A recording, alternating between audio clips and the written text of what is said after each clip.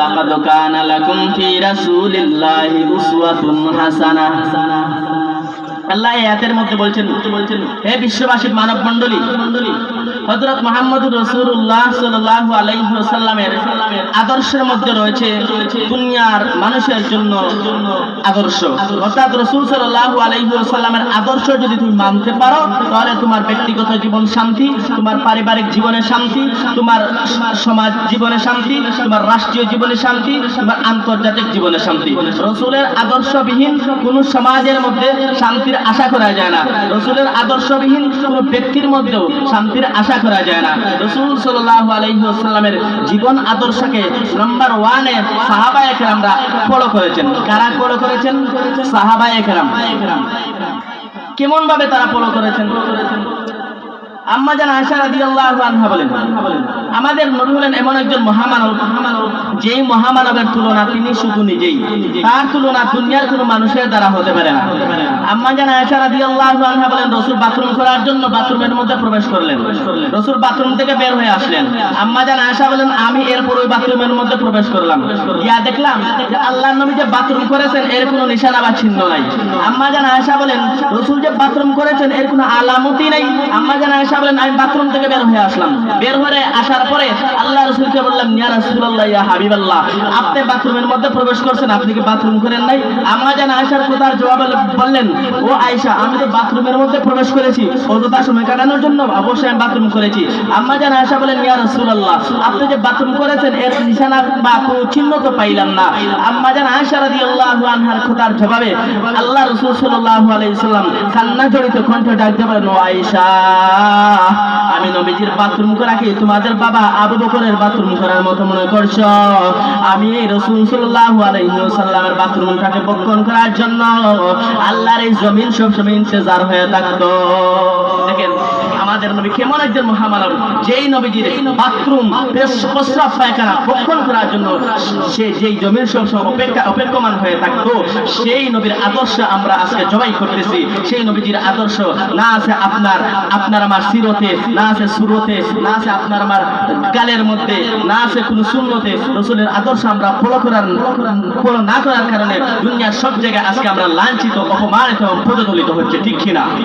কিন্তু আজকে যদি আমরা রাসূলের আদর্শকে যদি মানতে পারতাম, রাসূলকে কিভাবে যদি কোন ভাবে ফলো করলে ফলো করা হবে, রাসূল কেমন নবী যদি চিনতে পারতাম, তাহলে বিশ্বের বিষয় আমাদের পদচুম্বন করতো, ঠিক কিনা? রাসূল সাল্লাল্লাহু আলাইহি ওয়াসাল্লাম, কি বলবো রাসূলের কথা। হিজরতের যখন হুকুম হয়ে যায়, মনে রাখবেন সাহাবায়ে কেরাম কিভাবে আল্লাহর নবীকে ফলো করছেন। ওয়াজ মাহফিল গান করার জায়গা নয়, ওয়াজ এখানে ঢুকলো আর কান দিয়া বের হয়ে গেল, বিষয়টা এমন নয়।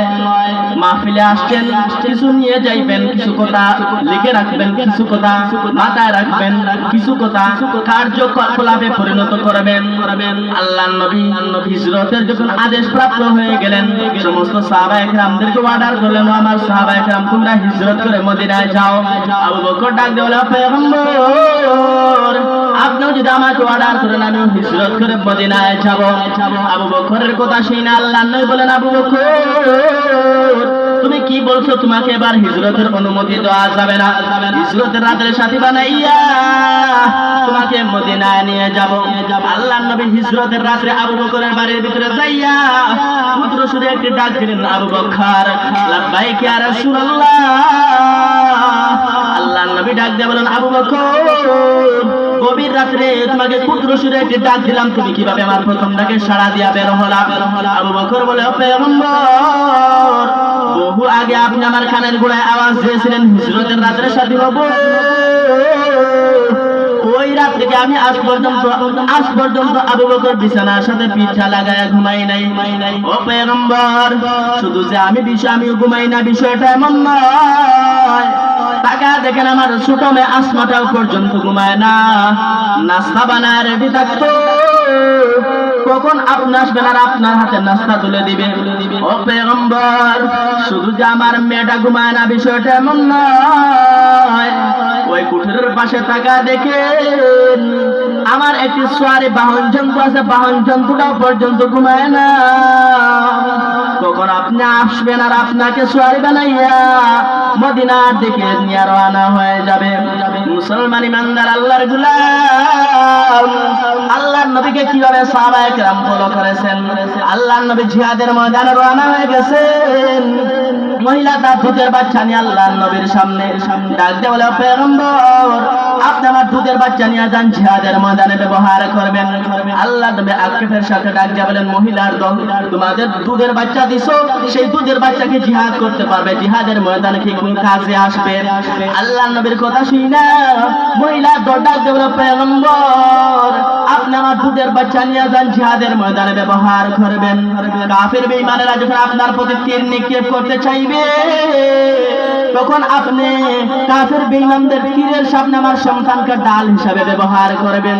আমার সন্তানের কারণে আপনার গায়ে কোনো তীর লাগবে না। কিয়ামতের ময়দানে আল্লাহ যদি জিজ্ঞাসা করে, মহিলার দল, আমার দরবারে নাজাতের কি আমল নিয়ে আসো, কোন আমল দেখাও, তখন এমন কোন আমল নাই যে আমল দেখে নাজাত পাবো। তবে এতটুকু বলতে পারবো যে আল্লাহ দুনিয়াতে তোমার নবীর আদর্শকে বাস্তবায়ন করার জন্য আমার সন্তান আমি জিহাদের ময়দানে দান করেছিলাম। বলুন সুবহানাল্লাহ।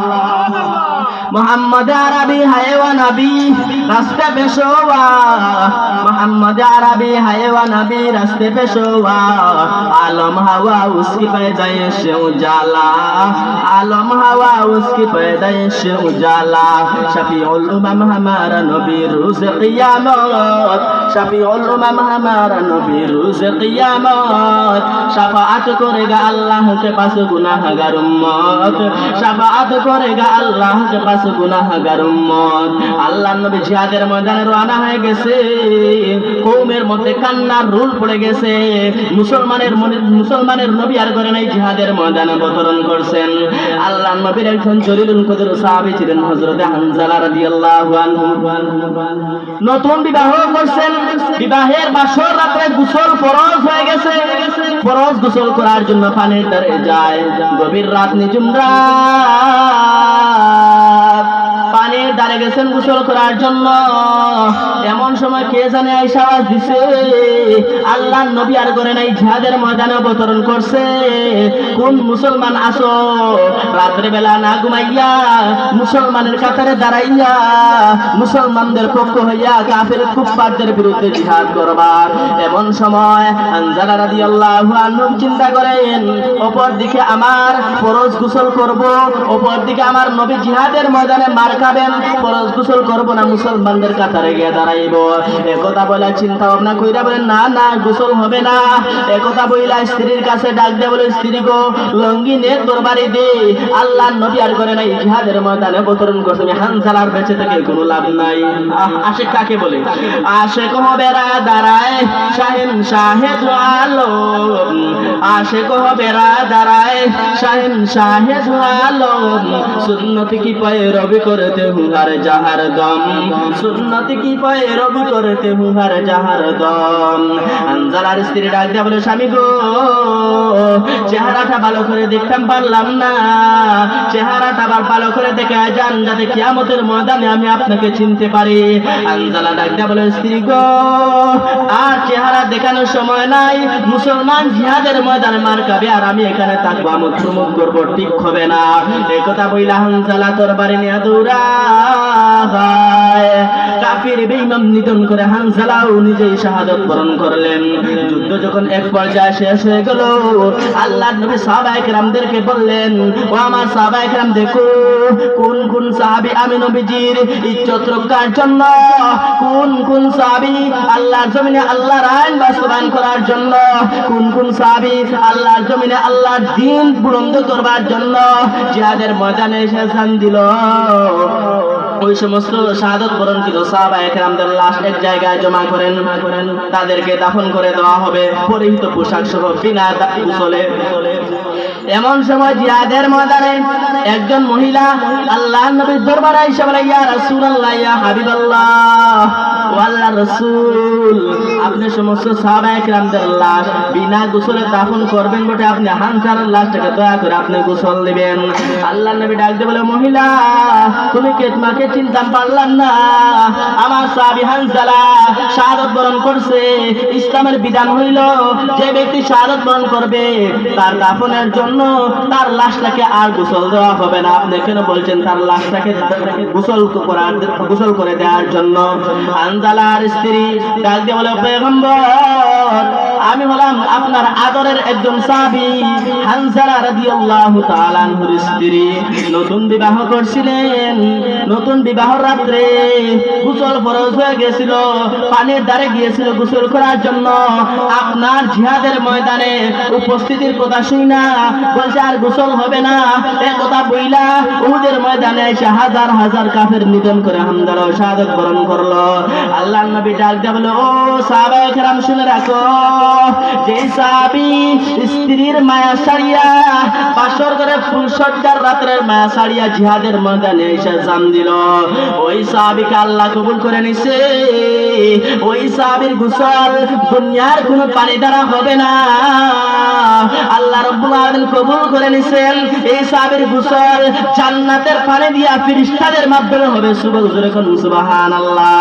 এমন সময় একজন সাহাবী দৌড়ায় গিয়ে প্রমাণ করে গিয়ে দেখে হানজালার লাশটা জিহাদের এক প্রান্তরে পড়ে আছে এবং তার চুলের গোড়া থেকে টপ টপ করে গোসলের পানি জমিনের ময়দানে পড়তেছে। সুবহানাল্লাহ। কোন দেখছেন সাহাবায়ে কেরাম কিভাবে আল্লাহর নবীকে ফলো করছেন। যখন ডাক আসছে জিহাদের ময়দানে রওনা হয়ে গেছেন, নিজের ফুল সজ্জার রাতে নিজের স্ত্রীকে রেখে জিহাদের ময়দানে চলে গেছেন। আবু বকর সিদ্দিক রাদিয়াল্লাহু তাআলা কেমন ভাবে তারা আল্লাহর রাসূলকে ফলো করেছেন, সেইভাবে যদি আমরাও যদি ফলো করতাম পারতাম, তাহলে ওই সময় যে আল্লাহ আছেন এখনো সে আল্লাহ আছেন না নাই? যেই আল্লাহ সাহাবায়ে কেরামদেরকে বদরের প্রান্তরে ফেরেশতা পাঠিয়ে সহযোগিতা করেছিলেন, সাহায্য করেছিলেন, সেই আল্লাহ এখনো তো আছেন।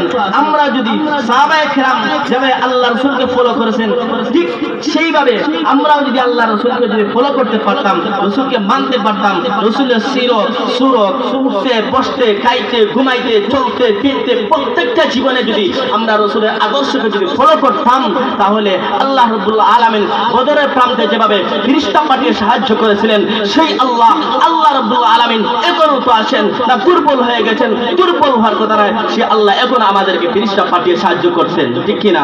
কিন্তু আমাদেরকে সাহায্য করার পেছনে, সাহায্য না করার পেছনে কারণ কি? আর কেউ না, আমেরিকা না, ভারত না,